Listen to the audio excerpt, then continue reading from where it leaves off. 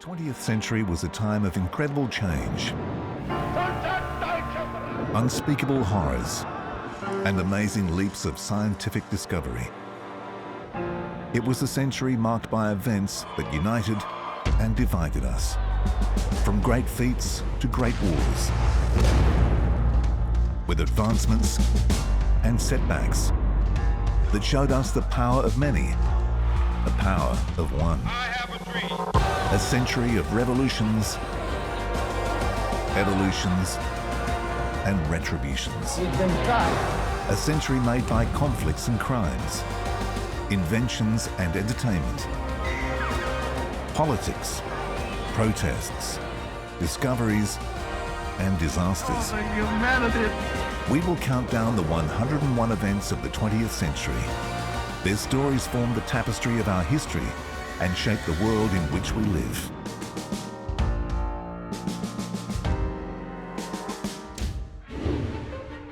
The tension lay not in the fear of Castro coming. The tension lay in what human cost would have to be paid for him to finally get there. What was initially a small-scale event, secluded and shut out from prying eyes, turned into a global media exhibition of police brutality. The transistor, in many ways, is one of those really pivotal inventions. An invention which became an innovation.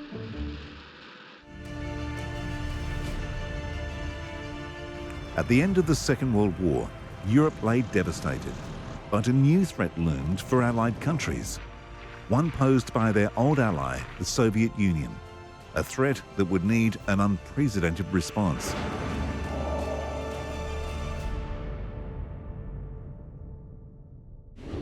As the power of the Soviet Union rose, the Western countries decided they needed to build their own new power bloc, one that would halt Soviet expansion, prevent the rise of nationalist sentiment, and encourage a stable European continent. The common enemy of the Soviet Union was help empower those seeking more liberal, internationalist, global role for the United States. So in that context, that NATO's got to be seen providing collective security for what would become the foundation stone of the Western Alliance, and you could say the global capitalist order under the stewardship of the United States. On the 4th of April 1949, 12 states from both sides of the ocean formed the North Atlantic Treaty Organization, NATO, in Washington, D.C. The new allies agreed to defend each other against armed aggression. Our peoples do not want war and do not glorify war, but they will not shrink from it if aggression is threatened. Article 5 is key, and essentially what it says is that signatories to the North Atlantic Treaty committed themselves to viewing an attack on one member state as an attack on all member states. So essentially, in a kind of a broad universalistic way, what it does is tie the political and military fate of the members of NATO together, and in so doing firmly entrenches US power on the European side of the Atlantic. NATO states agreed to a command structure with military headquarters near Versailles in France. US General Dwight Eisenhower, named first Supreme Commander of NATO in 1950, embarked on a tour of the Allied capitals to convince them of the need to increase their defenses. His contribution towards saving the peace will be acclaimed as being not less praiseworthy than the contribution he made towards winning the war. With the benefit of aid and a security umbrella, political stability was established in Western Europe and economies started to grow. The Soviet Union reacted to the formation of NATO, and particularly to West Germany's membership, by forming the Warsaw Pact in May 1955. Tensions across Europe as the two power blocs faced each other has become known as the Cold War. But both sides recognized the destructive power of the other, and there were no direct military engagements. Relations began to thaw after the fall of the Berlin Wall in 1989, first with the signing of a non-aggression pact between NATO and the Warsaw Pact, and then through a partnership for peace. If I was to say what is the one big legacy of NATO, I think it's the entrenchment of US power on a global scale. It kept communist and socialist influence at bay in Western Europe, and overall it contributed to the United States' position as the global hegemon.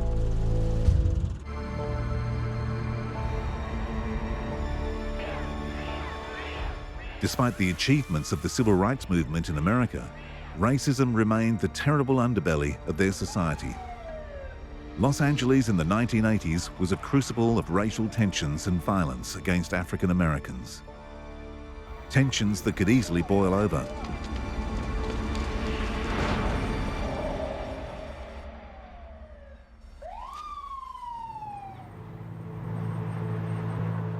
On March 3, 1991, Rodney King was pulled over by the police. Rodney King was on parole at that point. He'd had a drink and he was driving home and apparently had been spotted by a helicopter speeding. He then realized that he was being observed, then looked in his rearview mirror, realized maybe he was in trouble here, put his foot on the accelerator and sped away. King eventually stopped at Lakeview Terrace. He was beaten by several officers in view of the apartments, where a resident was filming their actions. A scene caught on amateur video sparks an outcry in the United States. What they didn't know at the time was that an amateur cameraman had what was then quite a new piece of technology, a video camera. And so what was initially a small-scale event, secluded and shut out from prying eyes, turned into a global media exhibition of police brutality. 4 men were indicted, 3 of whom walked free on the afternoon of April the 29th. Completely in fear for my life, scared to death that if this guy got back up, he was going to take my gun away from me, or there was going to be a shooting. No one quite expected 3 of them to get off scot-free, and of course there was national outrage as a result of what was considered white justice. This event was one of the catalysts for several days of rioting. Hundreds protested at the courthouse, then brought violence to the streets, pulling people out of their cars and beating them with tire irons, bricks, fire extinguishers, and their fists. People started damaging property and then damaging cars, and eventually, of course, it got terrifically violent as the police decided enough is enough. This is no longer legitimate protest, this is public disorder. And that's when the spark really started flying, and America was ablaze for several days. A state of emergency was declared. A combination of 10,000 National Guard and federal troops were brought in to bring order back to the city. During the riots, Los Angeles suffered $1 billion worth of damage, and more than 50 people were killed. Many of their murders remain unsolved. The chaotic reaction to King's beating and the initial court response had a lasting effect on the judicial system. If they're convicted, the officers face up to 8 years in jail. If they're acquitted, there'll be an outcry. Either way, the legacy of their actions that night is a lasting fear and mistrust of the law in LA. Under renewed scrutiny, claims of brutality were investigated under the Law Enforcement Act of 1994. One of the most important things that the Rodney King incident and the following riots proved was that America could not ignore the race problem and assume it would go away. There was a widespread assumption that the end of the century would really effectively mean that there would be a post-racial society, and the colorblind society was not far away. Rodney King absolutely not just reminded people, but proved to them that it was a long, long way away.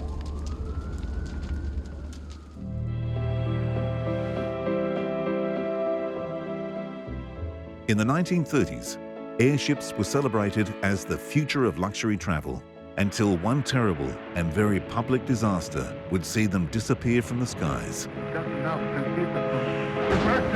Get it started. It's crashing. It's crashing terrible. The Germans were building a huge passenger airship to be captained by Hugo von Eckener. Accommodations are provided for 50 passengers. In 1937, the Hindenburg set off on its first transatlantic round trip. The passengers were accommodated in style, traveling between Europe and the USA at a cruising speed of 125 kilometers an hour, twice as fast as an ocean liner. The ill-fated flight was a mixture of bad luck and poor planning. The luxury airliner was designed to have helium filling its massive volume, but the United States, the only source of the gas, restricted helium sales to Germany, fearing its use for military purposes. As an alternative, the airship was filled with highly flammable hydrogen. As a precaution, a stewardess was posted at the door of the smoking lounge to guard the ship against flames leaving the pressurized room. Tragedy struck at the end of the journey. The weather was terrible, and the ship was 12 hours late. The landing crew was forced to attempt a high landing, tying the vessel to its mooring with rope. Struggling against the storm, the crew pushed the throttle. Static electricity sparked with hydrogen from a leak in one of the tanks, lighting the ship from the middle to the back end in approximately 34 seconds. The covering burned off the metal skeleton, which crashed to the ground. It's a terrific crash, ladies and gentlemen. The smoke and the flames now, and the flame is crashing to the ground, not quite to the mooring mast. All the humanity and all the passengers speeding around it. Some of the ground crew survived the rolling heat because they were drenched by the rain. They reported that as they ran from the burning airship, they could feel the hairs on the back of their necks singe. The Hindenburg was the greatest of the Zeppelin-class airships, and the tragedy hurried the demise of Zeppelin travel. There had been other airship crashes. However, Hindenburg was the first major transport disaster caught on film. Airships have continued in use as blimps that serve as camera platforms for military and scientific purposes, but their potential as a form of transport was destroyed that day at Lakehurst, New Jersey.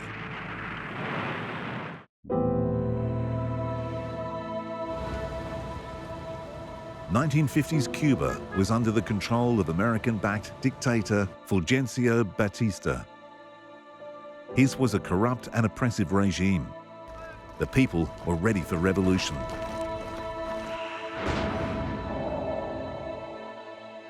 climax of revolution was reached. Anyone suspected of sympathy for the Batista regime came in for a rough fight. Fidel Castro, a young lawyer in his 20s, had tried to enter politics in 1952, but had been blocked by Batista's power grab and the brutal repression that followed. Batista embezzled money, rigged elections, and in many ways made Castro's revolution inevitable.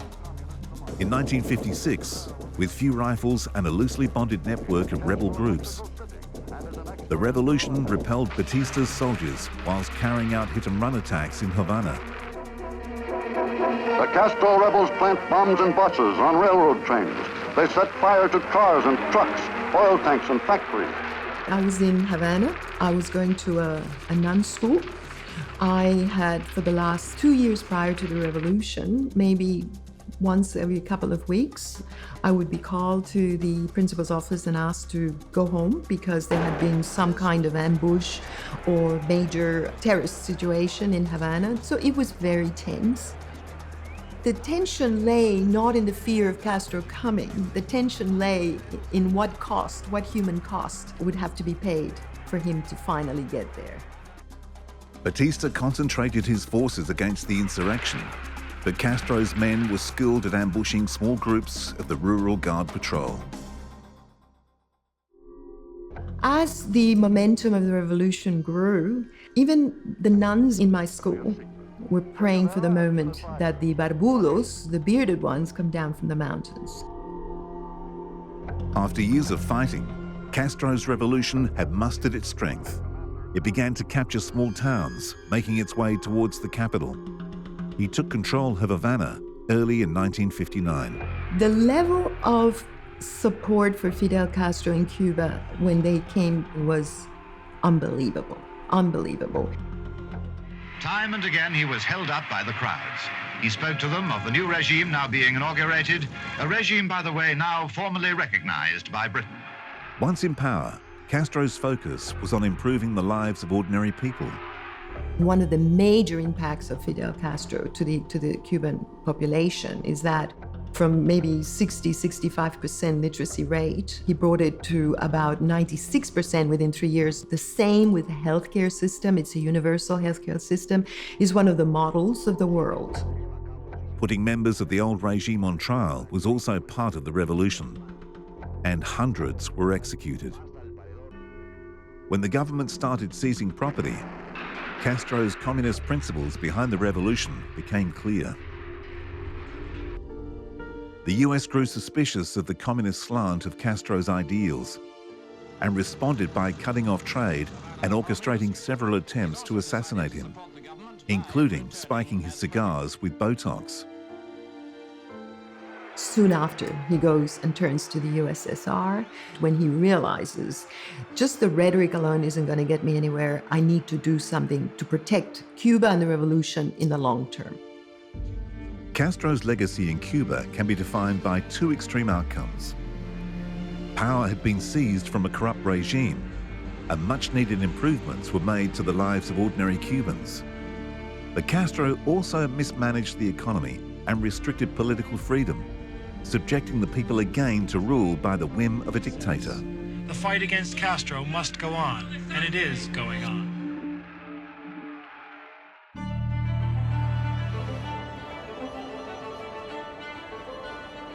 Early air travel was difficult and treacherous. In a field dominated by men, no one could even imagine what a woman would be capable of achieving.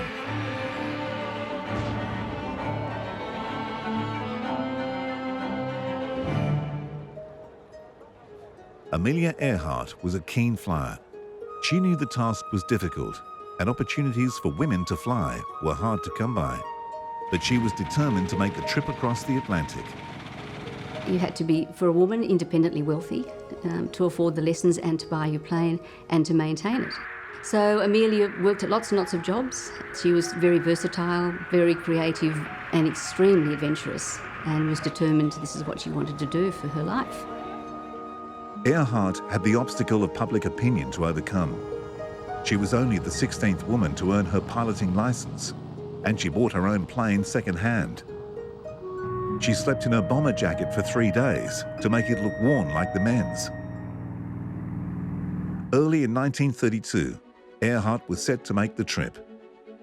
She had made it once before in 1928 with 2 male co-pilots, but this time she was going on her own.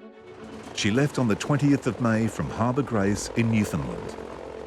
The plane was state-of-the-art for the time, but it had no radio, obviously no GPS, no weather, no radar. It was really, really pioneer flying, and she was pioneering these Atlantic flights in that period of intense aviation development around the world.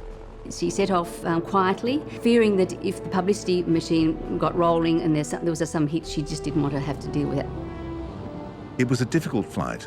She flew through thick clouds and icy temperatures and battled mechanical difficulties.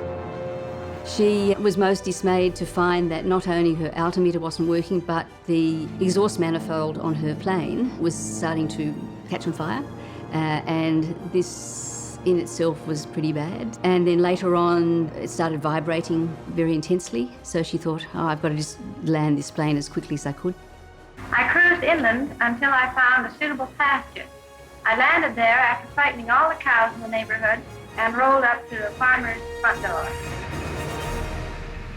Despite not landing in Paris as she had planned, Amelia earned even more fame as she became the first woman to fly solo the 2,500 miles across the Atlantic, earning the Distinguished Flying Cross. But she would not finish there. She set 7 women's aviation records in speed and distance. It was in 1937, from one of these record-breaking flights, that she never returned. Flying with co-pilot Frederick J. Noonan around the world, their plane was lost somewhere in the Pacific Ocean. Earhart, U.S. heroine of the year in desperate plight. On the last lap of a round-the-world flight, her plane comes down in the Pacific. May succor reach her in time. She was pronounced dead in 1939, but her name lived on. Amelia Earhart was probably the most inspirational woman for pilots and for women to try aviation. And not only aviation, but to try subjects and fields that had often been the domain of men. Little girls can be encouraged to sort of play with Meccano and construction toys, and equally boys can be encouraged to cook. So that was her philosophy. She deserves the welcome she gets. And no other woman and no man has flown both the Pacific and Atlantic solo.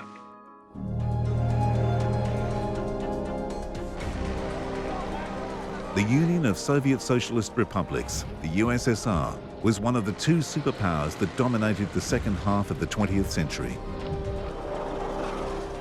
But its strength could not overcome growing economic frailty and a clamour for reform.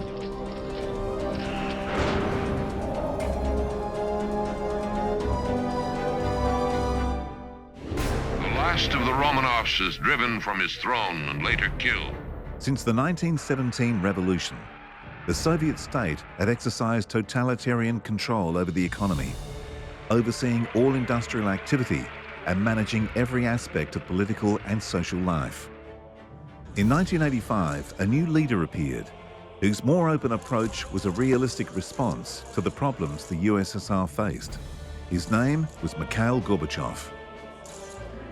It's really important to understand that at the beginning, in 1985, when Gorbachev became General Secretary of the Communist Party of the Soviet Union, that a lot of hopes were raised that this would be the beginning of a new era for the Soviet Union. This new era would be led by two reforms, perestroika and glasnost. The first meant economic reform. Recent opinion polls are the first of their kind to suggest that only 1 in 8 Soviets believes perestroika is a workable solution. The second, an easing of restrictions, offering greater freedoms of speech, religion, and the press. Gorbachev was applauded for these reforms in the West. But at home, economic reform was slow, and personal freedom meant dissatisfaction could be openly expressed. Bread lines and empty shelves were still part of everyday life. Everything from meat to matches was scarce, while billions were being poured into maintaining the superpower posture. And the more that the economic system began to stall, the more that the political system proved incapable of addressing underlying economic problems, underlying social problems, the greater the strength of these centrifugal national forces that ultimately were to tear the former Soviet Union apart. Adding to Gorbachev's problems was the fall of the communist regimes in Central and Eastern Europe. In East Germany, public pressure tore down the most concrete symbol of the Cold War, the Berlin Wall. Gorbachev withdrew Red Army troops from both East Germany and from the decades-long war in Afghanistan. Both moves made him popular in the West, but in Russia, he was subjected to criticism for being weak. The most critical factor towards the end, I think, was the loss of confidence on the part of the political elites in the Soviet Union, including Gorbachev himself. While Gorbachev's star waned, another's was on the rise. Boris Yeltsin, initially close to Gorbachev, criticized the slow pace of perestroika. Tensions increased between the two when Yeltsin won Russia's first popular presidential election in June 1991. Boris Yeltsin, Russian president and former Soviet government member sacked by Gorbachev, had come to symbolize resistance to the coup. In early December, Yeltsin, speaking for Russia and the leaders of the Ukraine and Belarus, formally declared the USSR was no longer in existence. On the 25th of December 1991, the Soviet hammer and sickle flag flew over the Kremlin for the last time. The United States of America was now the world's sole global superpower. I think the net effect of that has been a destabilization of the international system. For better or worse, to one degree or another, the Cold War, especially in Europe, it did at least provide some degree of stability in the international system, in such a way that the United States in particular could wage wars almost with impunity, would decide, for example, it would determine the shape of events in the Middle East, where once the Soviet Union had considerable influence.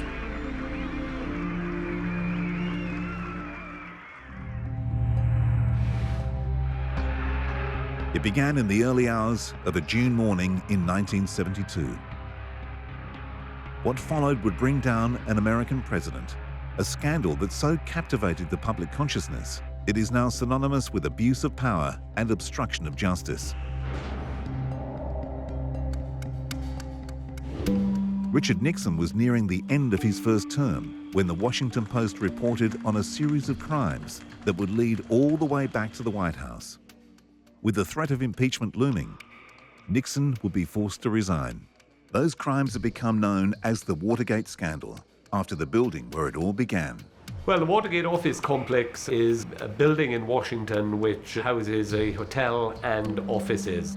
Now, what happened on the night of the famous burglary? It was a second attempt by a group of operatives loosely connected to the White House to break into the Democratic National Headquarters and see what political information they had.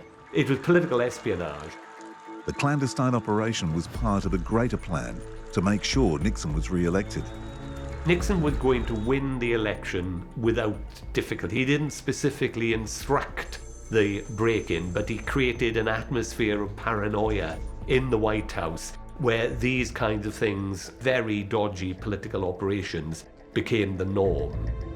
Nixon began his second term in office after a landslide victory in November 1972. However, he couldn't shake the scandal. 7 White House aides were indicted for the Watergate crimes. That I welcome this kind of examination because people have got to know whether or not their president's a crook. Well, I'm not a crook.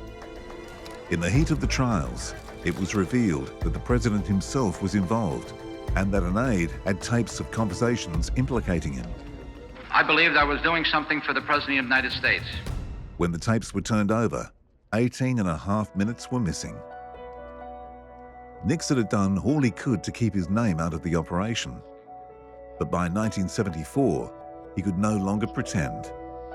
I must put the interests of America first. Therefore, I shall resign the presidency effective at noon tomorrow. He resigned on August the 8th, 3 days after handing over the missing tape that held no doubt of the extent of his involvement. Though he had surrendered the evidence, the former president never admitted his guilt. Well, the legacy of Watergate was that for a short time at least, it created a reaction against what was called the imperial presidency. Now, the imperial presidency was a term coined at the height of the Watergate crisis to suggest that the presidency was routinely flouting the Constitution, going beyond the law. Second, it created a popular distrust in government of a level not seen really since the beginnings of the Great Depression. And the third one was, now that a president had been driven from office, Nixon, by the threat of impeachment, there was an increasing tendency by both political parties to look for malpractice in government. Nixon was pardoned of all charges as Gerald Ford's first act after he was sworn in as the succeeding president. However, the hearings have been nationally televised and the damage was done. I don't trust the man, you know. And he isn't above the law? The stain of an individual's greed would colour American politics for decades to come. In all the decisions I have made in my public life, I have always tried to do what was best for the nation.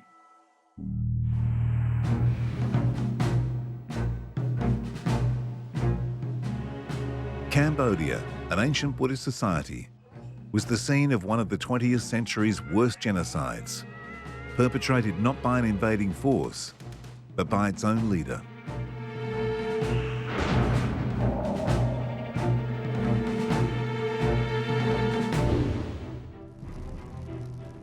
Through the 1960s and 70s, civil war between the ruling Prince Sihanouk and the country's military tore Cambodia apart. Finally, General Lon Nol deposed the monarchy and became president of the newly declared Khmer Republic. At the same time, the country was affected by the conflict on its borders where North Vietnamese and US-led forces were at war. More than 750,000 Cambodians were killed by American bombing that aimed at destroying North Vietnamese supply lines and communities. So big strategic issues that had Cambodian people just caught in the middle were never considered as a crucial factor by anybody. They suffered enormously. Such a violent, volatile climate created an opportunity for the communist Khmer Rouge, led by the French-educated Pol Pot. He took power when the Khmer Rouge gained control of Cambodia's capital, Phnom Penh, on the 17th of April 1975. Although hundreds of thousands had died during Cambodia's civil war, the new regime would take a far higher toll. Mass executions rid Pol Pot of all his opponents. The middle class was wiped out. And every time you have a revolution, the people who've been kicked around start to kick around when they take power. This is just, they don't go for an equal society, they're unforgiving and uncompromising. The country's name was changed to Kampuchea, and all civil rights and liberties were abolished. Hospitals, colleges, and factories were all shut down.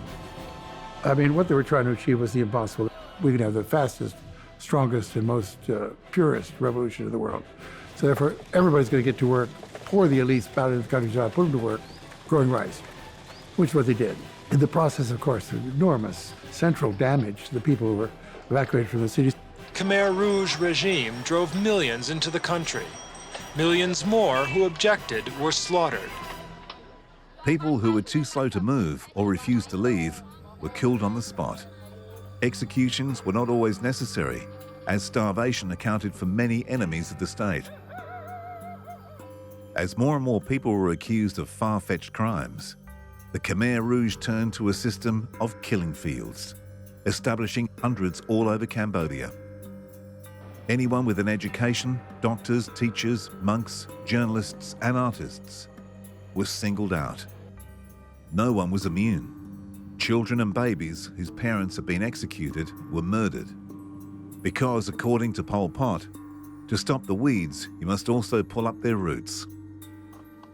In just 4 years, millions of lives were lost from mass killings and starvation. On the 7th of January 1979, Vietnam invaded Cambodia, overthrowing the Khmer Rouge, who fled to the jungles. From his jungle headquarters, Pol Pot continued to lead the Khmer Rouge until he was arrested in 1997. A United Nations War Crimes Tribunal was established. But Pol Pot died of natural causes in 1998 without any charges being laid against him.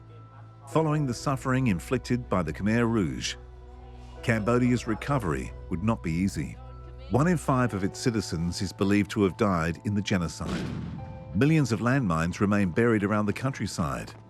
The tragic legacy of both the Vietnam conflict and American bombing, and the madness of Pol Pot.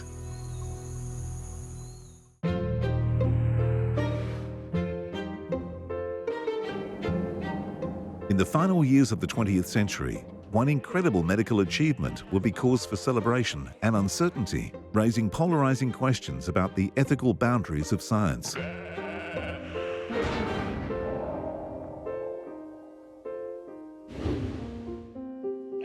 Dolly the sheep was born 7 months before the rest of the world would learn about her, giving her makers enough time to patent her creation. She was a clone of an adult sheep, and groundbreaking, because scientists didn't think adult cells could be cloned. But the general conclusion that most scientists arrived at was that whilst it was possible to produce cloned offspring using embryonic cells, cells that were more advanced, more specialized, more differentiated, they didn't give rise to viable pregnancies and to offspring. And so really by the sort of mid-1980s, the conclusion was that cloning in the sort of way that Dolly was created was not possible. Dolly's life began when a cell from the mammary gland of a deceased adult ewe was electrically pulsed, encouraging it to bond with an egg cell without a nucleus. The new method of cloning combined 2 cells and then planted them into the uterus of a living ewe. The team at Roslin in Edinburgh in the 1990s, they brought together a group of people, and one of the key individuals was Keith Campbell. And he realized it was important that the cell cycle of the donor egg needed to be similar to that of the recipient egg. The team's creation of Dolly was an amazing feat. She was the only one of her 277 fellow embryos to survive to term. Dolly's name is a tribute to Dolly Parton and the sheep's origin as an adult breast cell. The cell had come from a 6-year-old sheep, which was approximately the length of Dolly's own life, half the average age for her breed. When the world found out about Dolly, they wanted to know whether this technique could extend to human cloning. Creating a child in this way simply would be unacceptably risky to the child. Though the possibility is not discounted, the potential for defects in the resulting child is high. And in tests with mammals, the technique only worked up to 10% of the time. The reason why the team at Roslin were primarily interested in cloning wasn't to produce identical offspring. It was really to derive or try to derive stem cells or an alternative way of generating stem cells which can be used for research purposes but also for therapeutic purposes. I think if you have the idea of using the cloning techniques to create tissue or cartilage or whatever that might be put to use in helping real live but ill human beings to get better, then that is probably quite sensible. But if you're thinking of human reproductive cloning, where you create a person to carry organs, that is absolutely repugnant and will not be allowed, will not happen. Though Dolly barely saw the 21st century, she left a lasting legacy. The legacy of cloning was to stimulate research into the creation of induced pluripotent stem cells, and there are great therapeutic applications for the treatment of various diseases. Dolly opened the way for experimentation. Her short life showed the successful cloning technique that has led to further innovation in the scientific community.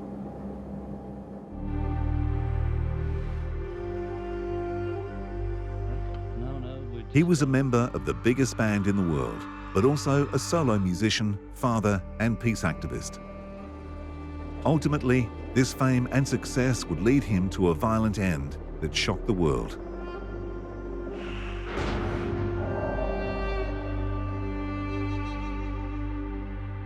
Beatlemania has ceased to be a phenomenon and seems to have become a way of life. The Beatles were a breakout English band who produced hit after hit that connected with millions of fans around the world.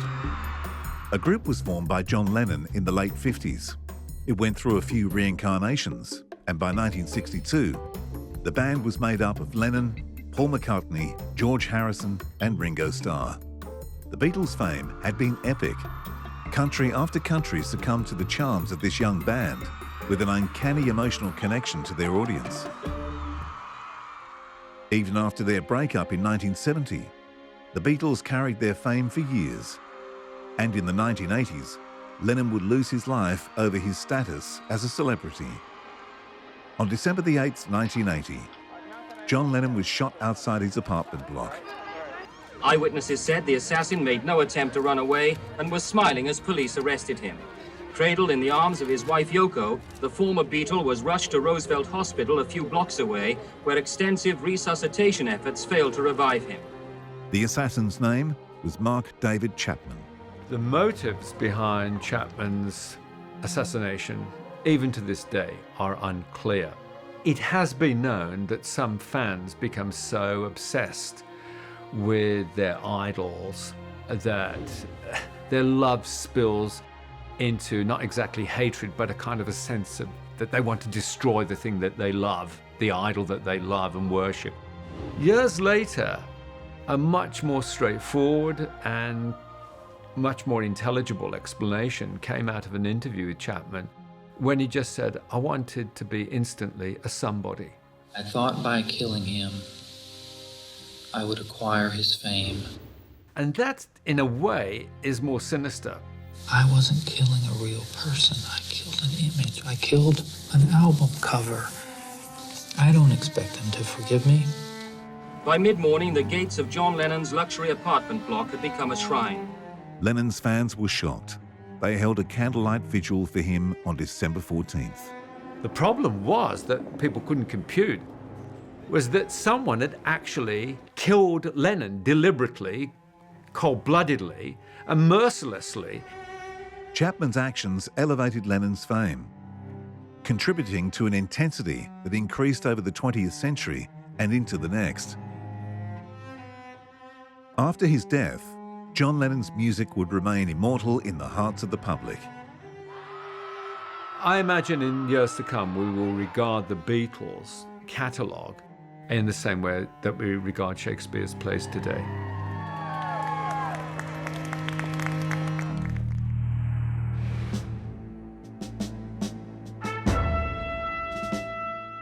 The First World War ended in 1918, not with surrender, but with an armistice. The German army went back over the frontiers it had crossed in 1914, and the process of settling the peace began.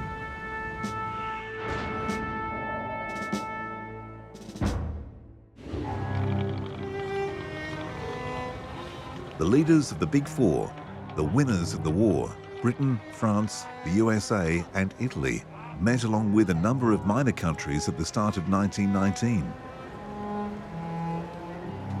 Soviet Russia, though the successor to a country that had been in alliance with the victors, was not invited, and neither were the losers. The four major powers on the Entente side, the so-called allies, discussed among themselves during the Paris Peace Conference the terms that they would impose upon the beaten Central Powers. So there was never a question of negotiation. And of course, within this one-sided arrangement lay the seeds of much of the distrust of the treaty. After 6 months of negotiations, the delegates to the Paris Peace Conference reached a series of compromises fashioned into a series of treaties.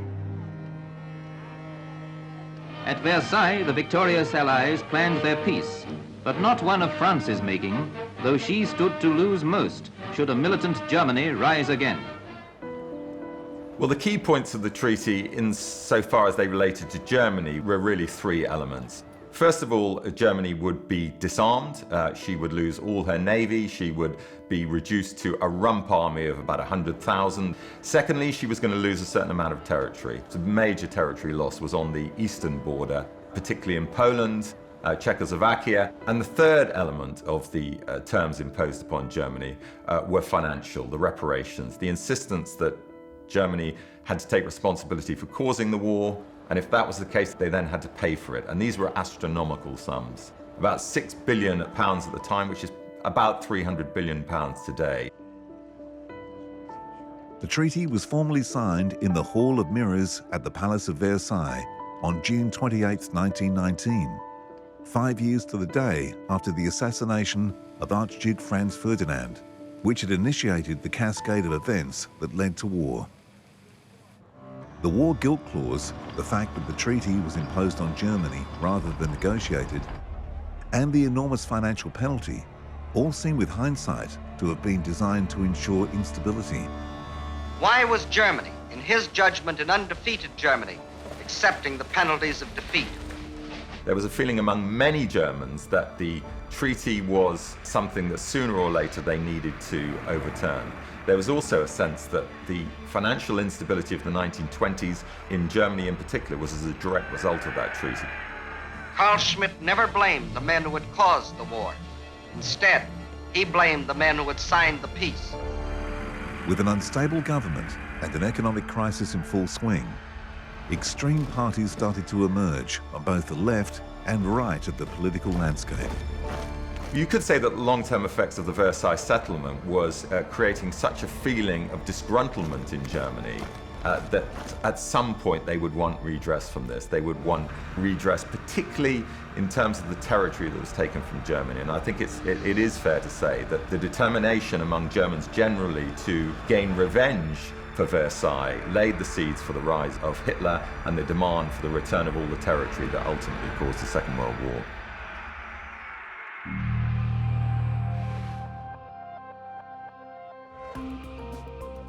Change revolutionized how we communicated, conducted business, and accessed entertainment, all made possible by the invention of a single device.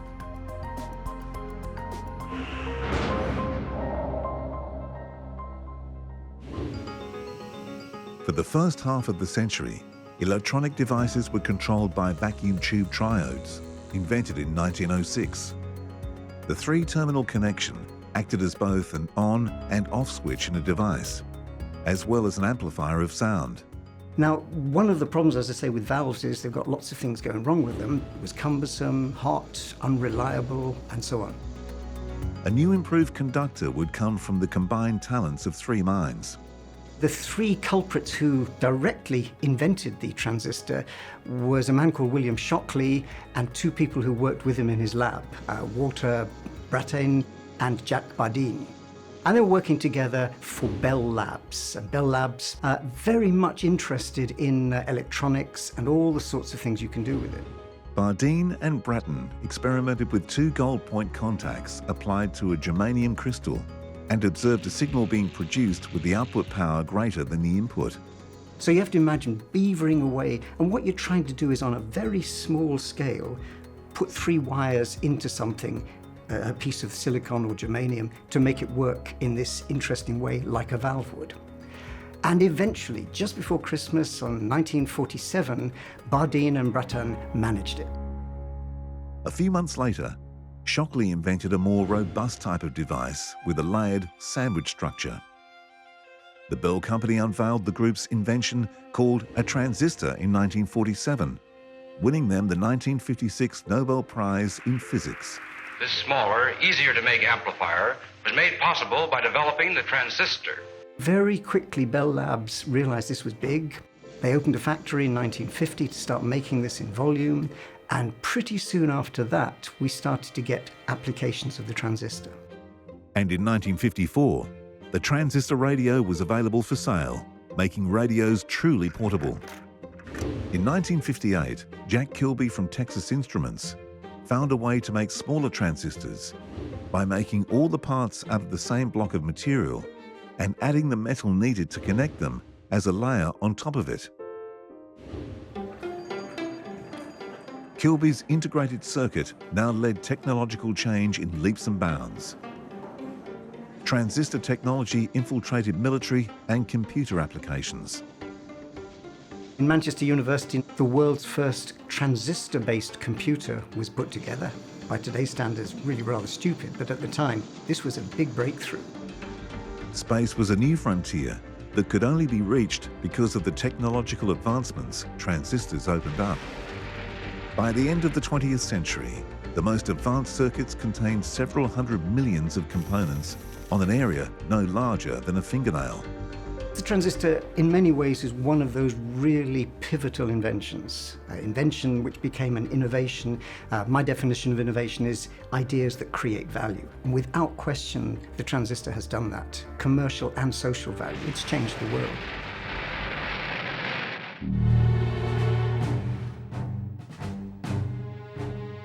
When Korea gained its independence from Japan at the end of World War II, it was a divided and uncertain nation. The North was now controlled by Soviets, the South by the Americans. A physical divide that reflected an ideological one between communism and democracy.